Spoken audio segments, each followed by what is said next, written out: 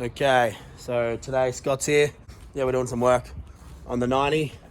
We've got to raise up the front about 15, 20 mil on these HKS coilovers. They knock, they're really in quite terrible condition. It's he's just struggling to find another pair at the moment. We also we have to swap the caster rods over because, they're on the wrong way. They are high clearance caster rods. And so essentially they had this little C shape so that you can get more lock. And this car has a full KFD lock kit. So the camber arms, knuckle adapters, and then the caster rods. So yeah, we'll swap them over, lift up the front a little bit, and then we're going to put the lip back on because it fell off yesterday. And then we're also going to do some test fitting of wheels, which should be fun. So right now it's got these XXRs on it, which are, they're good, they're functional.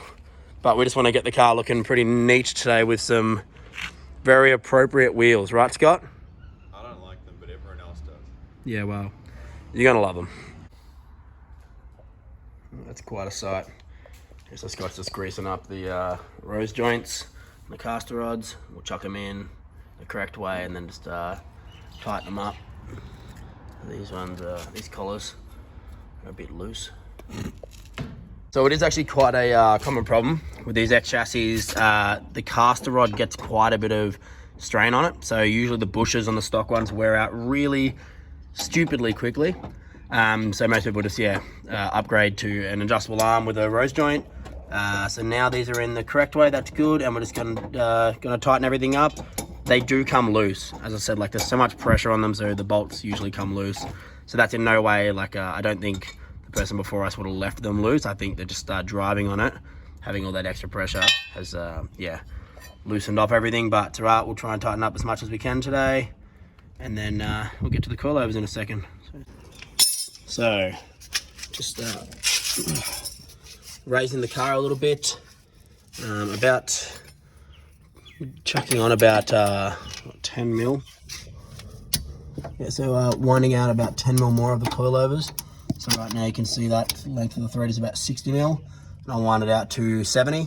Because these are only spring height adjustable for preload, you put on 10 mil, it'll probably give you about maybe 15 or 16, because you'll get 5 or 6 mil of just stiffness in the coil that'll raise it. So yeah, get started on that.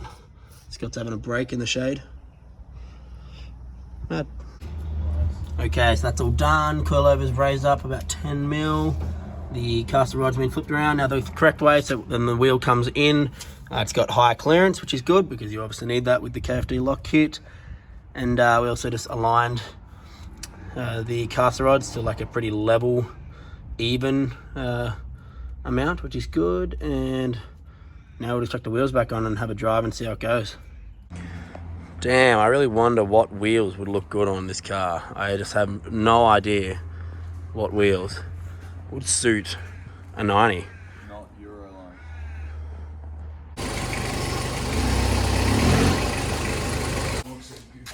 So this is now the lock with that caster arm in correctly, and it's the tire is just hitting the caster arm back there. I don't know if you can kind of see that. There you go. See the tires are sitting on that blue caster arm. But much better lock. Yo. So we put some wheels on it, and they look very tasteful.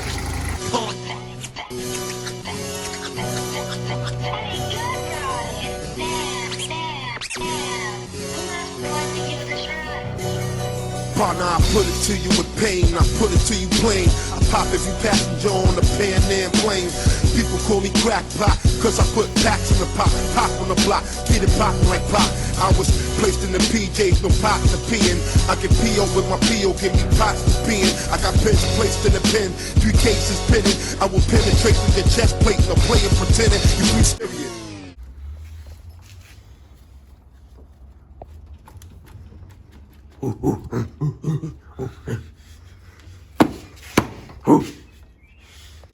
What a design. What a high IQ Toyota engineers. Nah, don't want an intercooler. Straight over the really hot rocker cover gasket. Make sure your intake temperature as high as possible because it's closer to just already being on fire.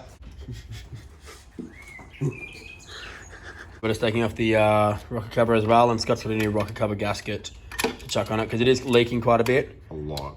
Yeah. That's a lot. Quite a bit. Not that this engine's going to be in here awfully long as you saw in the back seat. Plus, when I go to sell this engine, it'll be nicer for whoever buys it, sees it's not in such bad shape. So yeah, just taking that off at the moment, and then yeah, we'll chuck the new gasket in. That should be good. Sweet. Yeah, so new gasket's in. Scotty's go.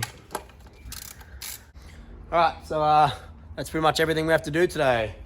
Wheels on, caster rods are flipped now. We've got extra lock. Everything's tight under there. Coilovers wound up.